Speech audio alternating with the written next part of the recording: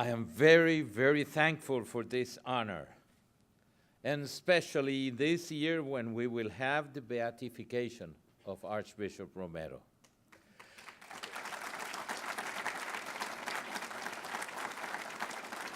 It's a great honor, and I offer this award to the poor, especially of Central America, to the poor of El Salvador, to all the priest martyrs in Guatemala, El Salvador, also in Honduras. The gospel phrase, "You yourself give them something to eat," is the point of reference for this year's award ceremony. Really, for me, the phrase itself has impressive power.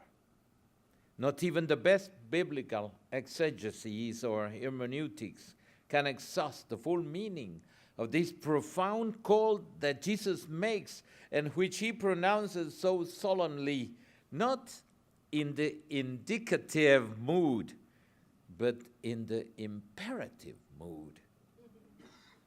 With this strong statement, Jesus shows us that he is sensitive to the needs of those persons who come out to encounter him. He cannot encounter persons who suffer and remain indifferent to their needs. This was the life of Romero. He couldn't remain indifferent. And when he heard the phrases he said before being martyred, we are conscious of this. I beg you, I order you, stop the repression. Jesus is moved and suffers from the hunger in the hungry. Jesus' heart has compassion when he sees the multitude that follows him as a sheep who have no shepherd. The teacher stops what he is doing and begins to teach. How many times have we allowed urgency or impatience command our actions and our choices? How many times have we not wanted to change our plans to attend to immediate and unforeseen needs? Jesus gives us an example of flexibility, of someone who is willing to change plans and to be available to the persons who follow him. Time passes quickly. And when you love, it is very easy for time to pass very quickly. The Latin wisdom used to say, afflictis lente, celeres gaudentibus ore. For those who are afflicted, hours go very slowly. And for those who are joyful, their hours go fast. This is the reality. And Jesus, who loves greatly, explained this teaching at a great length. It is his great pleasure to stop to be with the people. As the divine shepherd of souls, he enjoys being in the midst of the flock, because only in the midst of the sheep can the shepherd smell the sheep and they recognize the voice of the shepherd. And of course, we know we are talking of Pope Francis, who asked us to have the smell of the sheep. Not because we are not going to take a shower. It's because we are in the middle of the sheep in order to go with them through Christ. And the gospel says, when it became late, the disciples reminded the teacher it was late. They were worried about the multitude being able to eat something. Then Jesus makes an incredible proposal. You yourself give them something to eat. You feed them. Wow. He is not only concerned with giving spiritual food with his teachings, but also food for the body. The disciples present the difficulties, which are real, very real. The bread is going to cost a lot of money. And although there may be enough money, there is no sufficient food stored nearby. It presents a technical problem, a question of numbers and statistics, provisions and calculations. The disciples, as if they were great doctors, specialized in economics or food production, strategic planning, energy and human development. They see the material difficulties, but their eyes still do not recognize that the one who is speaking to them can do anything. They lack faith. And when faith is lacking, human calculations are imposed. For me, contemplation of this passage of the gospel leaves the phrase, "You feed them," resonating within me. It resonates in me like when the chorus of a song just keeps repeating itself in your ears. It is a phrase that is so demanding, so categorical, that moves me. And I am going to say the truth. Inside, I struggle with it because I want to defend myself from what I could imply for me personally. But before the word of Jesus, I surrender. I decide to welcome this echo, and I find that I am often like the apostles who want to dismiss the people because they are tired, because enough has already been done for the people, because they don't want to feel the responsibility to help them on their shoulders, because it is not possible to solve all the problems of the world, and phrases like that. And like them, Jesus did not let me evade his compassion and his tenderness. And he calls me to come out of myself and not to close myself inside the walls of individualism, seclusion. If I want to be one of his, I have to accept his invitation. You feed them. And to learn from him a radical love that never says enough. I am going to dare to put it in the plural. If we want to be one of his, we have to welcome this invitation. We have to learn from the teacher to feel like him and to think like him and to love like him. Hunger? Yes, but not only for bread. The Lord asks the impossible of us.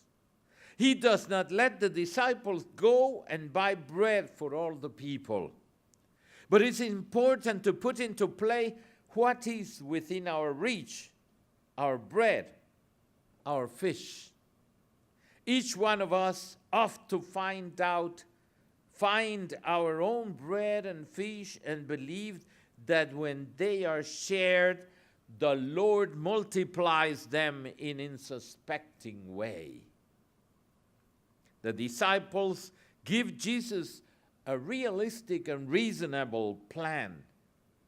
Dismiss the multitude so they can go into surrounding villages and buy something to eat. They have already received from Jesus all the attention they needed. Now let everyone go back to his own town and buy something to eat accordingly to his own resources or possibilities. Later on, I am going to say a few things that in the thinking of Pope Francis will contribute a great deal to this reflection. It would not be a bad thing if we ask ourselves about the hunger that is around us and the bread and the fish that we have to contribute. We cannot forget, especially not in this situation of crisis, that there are people, not only far away, but here too, very close by, who hunger for bread, who experience real difficulties to get through the month, and who need our economic support in order to live with dignity. Perhaps many of us could share more and live with something less. If looking at our brothers and sisters who are experiencing need does not fill us with compassion and tenderness and move us to alleviate a situation, something is failing in our relationship with God, and something fails in our heart. There are other kinds of hunger all around us. Hunger of listening, of affection, of joy, of serenity, of sense of life. Here too we can give and share what we have. A spiritual sense of the shared bread and fish, of course. Little by little, the disciples who walk with Jesus become sensitive to the needs of others, and they begin to discover the possibilities of loving in the simplicity of everyday life. They become attentive to the details, understanding that they cannot be indifferent to others, and they involve themselves in making more happy the lives of those around them. The bread and the fish are here in the small gestures of gratitude and service with which we can construct each day. Something as simple as a question, a greeting, a favor, an invitation, a smile, a prayer, a short chat with a friend, a telephone call, a card at Christmas or at Easter. Yes, when we celebrate the Eucharist, the miracle of life which, when surrendered, is multiplied, makes us alive with. We celebrate that by being loved, we are able to love. That by being fed, we are able to feed others. That in us, Jesus becomes food for others. He becomes us, and we, little by little, through the path of love, we are becoming Him. And so, the social dimension of yourself, give them something to eat. Jesus worried about healing sick and malnourished persons who are brought to Him from everywhere. He does it according to the gospel because their suffering moves Him. Meanwhile, the disciples see that it's becoming very late. Their dialogue with Jesus permits us to penetrate the profound meaning of the episode, erroneously called the multiplication of the loaves. Jesus' reaction is surprising. There is no need for them to go. You feed them. Hunger is too grave a problem for us to be indifferent towards one another and leave each person to solve their problems as best he can in his own village. This is not the moment to become separated from one another, but to become more united than ever, and to share whatever there is among ourselves without excluding anyone. The disciples show Him that there are only 5 loaves and 2 fish. That is not important. what little there is enough when it is shared with generosity. Jesus commands that everyone sit in the meadow to celebrate a great feast. Suddenly, everything changes. Those who were about to separate themselves to satisfy their hunger in their own villages sit together around Jesus to share what little they have. This is how Jesus wants to see the human community. What happens to the bread and the fish? What happened in Jesus' hands? He does not multiply them. First, he blesses God and gives thanks. This food comes from God. It belongs to everyone. Then he divides the bread and the fish and gives them to the disciples. They, in turn, go and give it to the people. The bread and the fish are passed from one to another. So all are able to satisfy their hunger. When the moment came to distribute the loaves and fish, Jesus does not order them to stand in a line.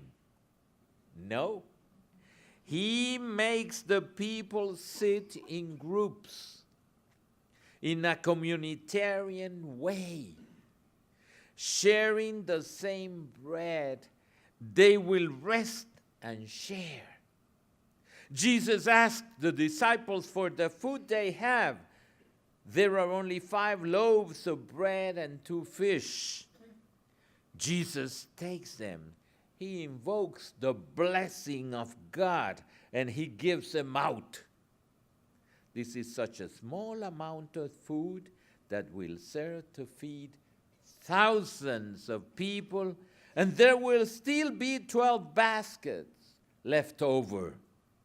A miracle that prefigures the spiritual food of the Eucharist, the bread of life that is extended gratuitously to all the people of the earth to live life, an eternal life.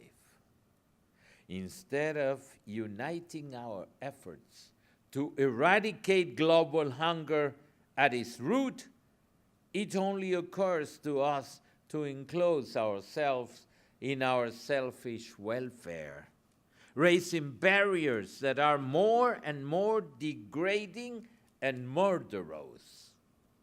In the name of what God do we dismiss them so that they can drown in their misery? Where are the followers of Jesus? Hunger in the world, a challenge for all. Development in solidarity. On the 4th of October, 1996, the Pontifical Council Cor Unum published a document at the suggestion of St. John Paul II entitled Hunger in the World, a Challenge for All, Development in Solidarity. This document is in continuity with the Lenten message of St. John Paul II that year. He said, and I quote, "The crowds of starving people, children, women, the elderly, immigrants, refugees, the unemployed, raise to us their cry of suffering. They implore us, hoping to be heard." End of quotation. Hunger in the world is a valuable study about all because it is the first that touches exclusively on the theme of hunger in the world with research to support it and a formal and systematic methodology which gives it a solidity which still today, 19 years after the publication of the document, has value, weight, and authority about all because it's very scientific. This is also true because this is not fed by any ideology, but instead is guided by the logic of the gospel and compels the believer to see the question of hunger as an ethical theme. It's not only an economic theme or an agricultural theme. No, it's an ethical theme. In the document's introduction, it says that the right to food is one of the principles enshrined in the 1948 Universal Declaration of the Human Rights. The 1969 Declaration on Social Progress and Development of the UN declared the need for the elimination of hunger and malnutrition and the guarantee of the right to proper nutrition. 1969. Likewise, the Universal Declaration of the Eradication of Hunger and Malnutrition, adopted in 1974, declared that every person has the inalienable right to be free from hunger and malnutrition for their full development and to preserve their physical and mental capacities. And we all know that there is a lot of children in the world that will never have enough development of their brain because they lack the basic nutrition in the first years of life. What do we want for the future? Many people without enough development in their brains. It means they will be less persons without all the development they have the right to. In 1992, the World Declaration on Nutrition recognized that access to suitable, wholesome, and safe food is a universal right. So you understand, because I was questioned, what for? Caritas was starting on the 10th of December 2013 a big campaign against hunger in the world, because these documents are only paper, and all the nations are not taking that seriously. And they leave many, many people without the proper food and nutrition. These words leave no room for doubt. The public conscience has spoken out unambiguously. Millions of people are still marked by the ravages of hunger and malnutrition, or the consequences of food insecurity. It is due to a lack of food? Not at all. It is generally acknowledged that the resources of the planet, taken as a whole, are sufficient to feed everyone living on it. Indeed, the per capita availability of food worldwide has even increased by about 18% over the past few years. When we started this campaign in Caritas, I was really very sad knowing that only in New York, in the restaurants of New York, 30 tons of food are discarded every single day. Can you imagine? Nothing happens. It's only garbage. It's only taking care of garbage. This is not fair. Cannot continue this way. The challenge facing the whole of humanity today is certainly economic and technological in character, but it is more specifically an ethical, spiritual, and political challenge. The challenge is as much a matter of practical solidarity and authentic development as it is of material advancement. The Church holds that economic, social, and political issues cannot be properly approached unless the transcendental dimension of the human being is taken into account. Greek philosophy, which has so thoroughly permeated the Western world, took this view.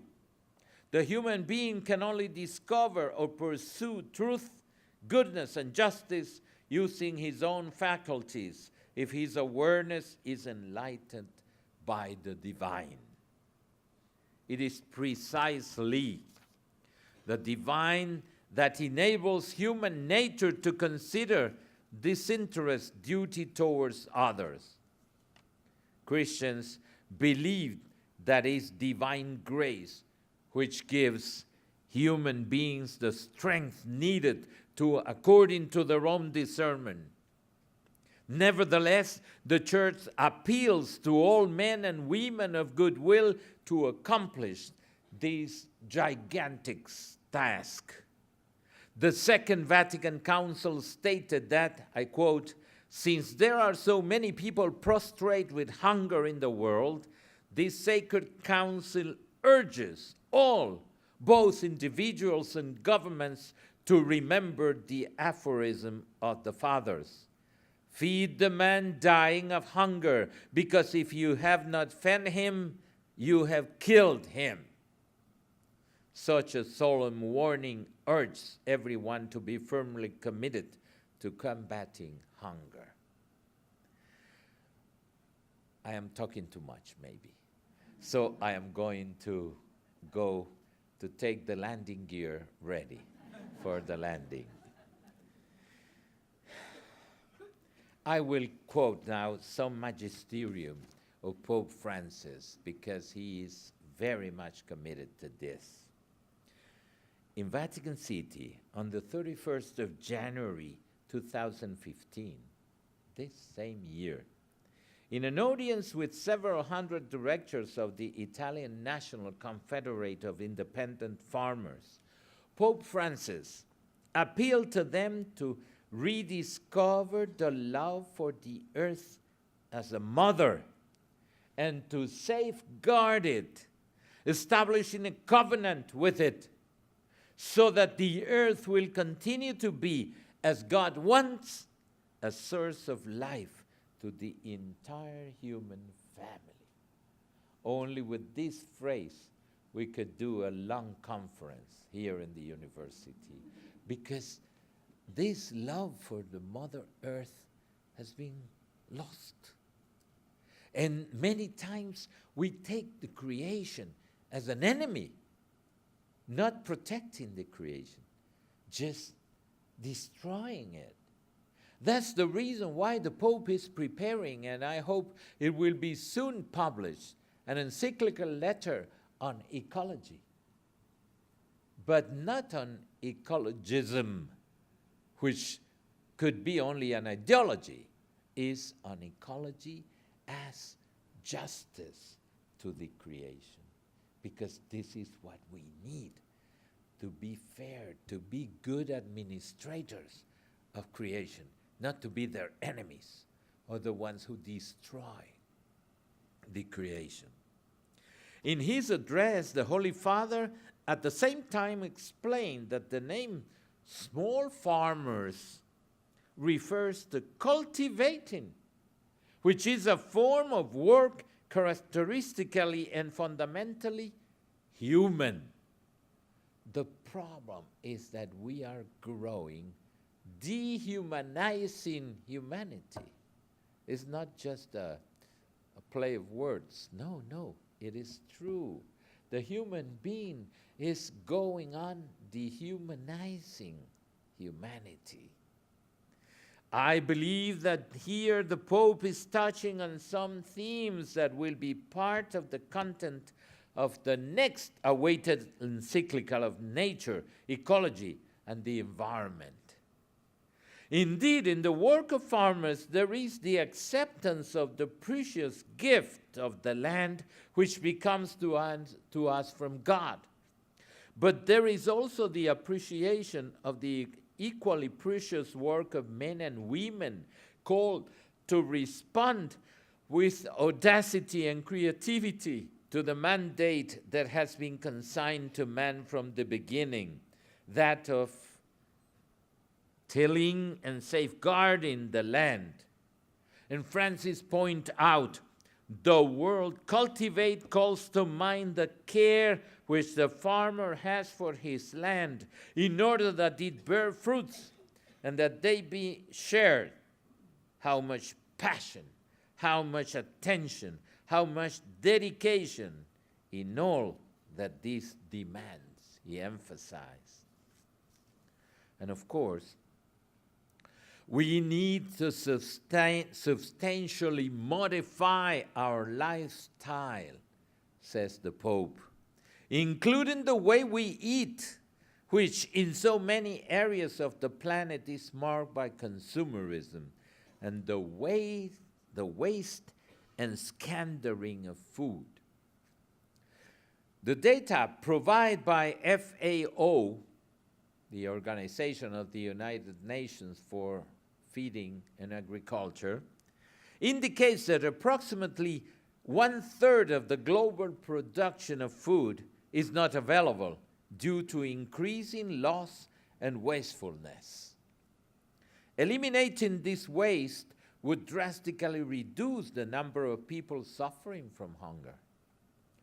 Wasting food is only one of the fruits of the culture of waste, which often leads to sacrificing men and women to the idols of profit and consumption. It is a sad sign of the globalization of indifference, said the Pope in his message for this Lenten season. The challenge of hunger and malnutrition does not only have an economic, scientific dimension which regards the quantitative and qualitative aspects of the food supply chain. It is also, and above all, has an ethical and anthropological dimension. So, we need concrete actions, not only pious arguments. And this is where Caritas comes to the table. On December 10th, 2013, Pope Francis said to us, "Today I am happy to announce to you the campaign against world hunger launched by our Caritas Internationalis, and to announce to you that it is my intention to give it my full support," expressed Pope Francis, affirming that the work of Caritas is the heart of the mission of the Church and its concern for all those who suffer because of this scandal of hunger, which whom the Lord identified himself when he said, "I was hungry and you fed me." The successor of St. Peter explained that with about 1 billion people still suffering from hunger today, we cannot look the other way and pretend this does not exist. There is enough food in the world to feed everyone. The Vicar of Christ invites all the institutions of the world, the entire Church, and each one of us ourselves to act as one single human family, to give a voice to all of those who suffer silently from hunger, so that his voice becomes a roar which can shake the world. He ended the message with this prayer: "Let's pray to God, give us the grace to envisage a world in which no one must ever again die of hunger." At a meeting with the Holy Father with Caritas Internationalis, I, in my capacity as president of this institution, he wrote a letter to the bishops responsible for Caritas throughout the world, encouraging all persons and nations to give greater attention to hunger, to avoid waste and squandering of food, to increase the utilization of the land for food production, and to support women farmers, among other things. Mr. Michel Roy, the Secretary General, affirms, "We must unite our efforts to ensure food for all, Together, we can achieve it. Hunger is a catastrophe of global proportions. More than 840 million people see their health, opportunities, and life diminished, and the children suffer from something that should never exist. So, I am concluding by saying, hunger, a theme that always concerns all of us. There is enough food for everyone, but not everyone is able to eat. This past February 7th, the Holy Father Francis repeated his words in video message for the Food and Agricultural Organization during an international meeting in preparation for the Expo 2015 in Milan, on the name of Nurture the Earth, Energy for Everyone. In his speech, the Pope presents 3 concrete ideas to overcome the temptation of sophism that amount to nothing instead of truly taking up the injustice of hunger. The Holy Father repeated against his words in the FAO when he affirmed that when faced with critical issues such as climate change and changes in agricultural output, our first concern must be the person, the individuals, the people who do not eat every day and who have stopped thinking about life, family, and social relationships, and who are fighting just to survive. At the same time, he invoked St. John Paul II when he spoke of the paradox of abundance.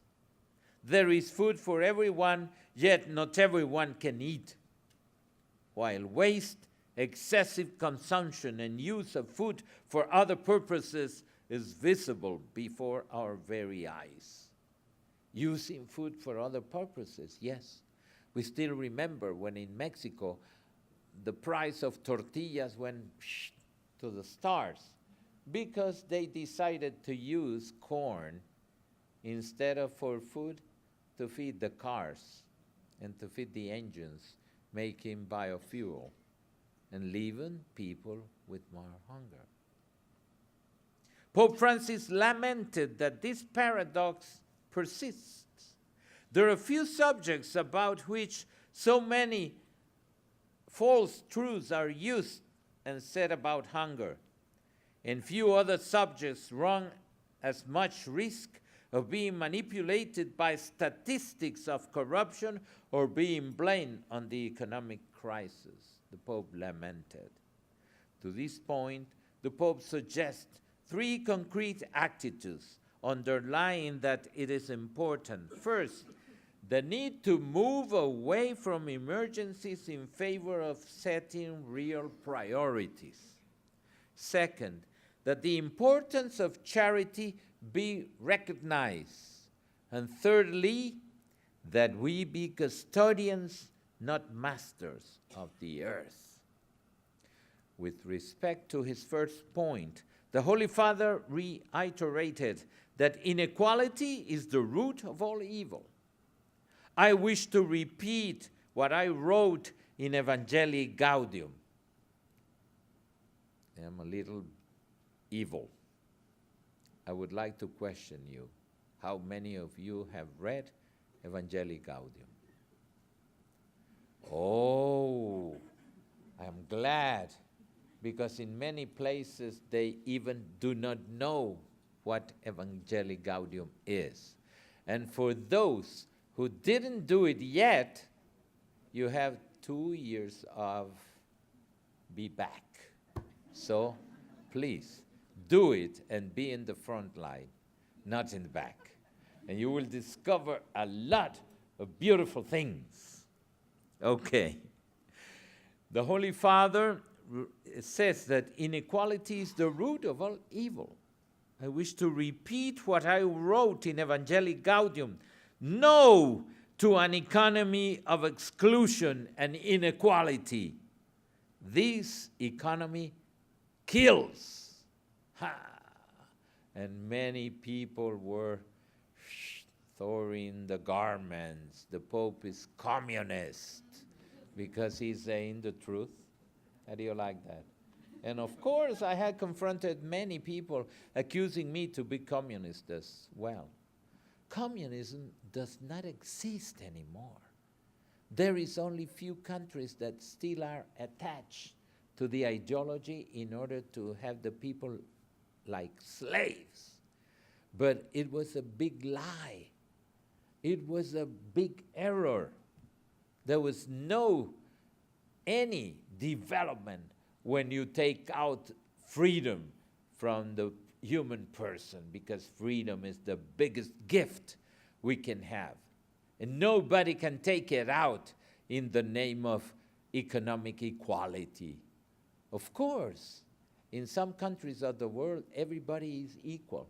Everybody is poor. But this is not the future. With respect to the second point in this video message, the Pope recalled the important responsibility of politicians. Now I am going to be blamed of entering in politics. You go to the sacristy, what are you doing? Of course it's necessary to raise the voice to those who are responsible for the changes for the common good. And so it's necessary. While often denigrated, politics remains one of the highest forms of charity, is the Pope speaking, because it seeks the common good. The Pope invited us to convince ourselves that charity is not only the principle behind our micro-relationships, such as family, friendship, and small groups, but also behind our macro-relationships, including those in the social, economic, and political spheres. Finally, with respect to the third point, the Pope remembers the importance of custody of the earth, which is a commitment that applies to everyone and not just to Christians. For that, he repeats what he said in the Mass at the beginning of his ministry as Bishop of Rome. I would like to ask all those in positions of responsibility in the political, economic, and social spheres, and all men and women of goodwill, be custodians of creation, guardians of one another, guardians of the environment. Starting from this precious speech of the Pope, I can conclude my remarks at this important event. Jesus says, you yourselves give them something to eat. The Pope says, there is enough food for everyone, yet not everyone is able to eat. So, it is our responsibility to bring these two messages together. One, the Word of God, and the other, the Word of the beloved Pope, into one single message. This is a conclusion. Because there is enough food for everyone, yet no everyone is able to eat, so you yourselves, including me, give them something to eat. Thank you.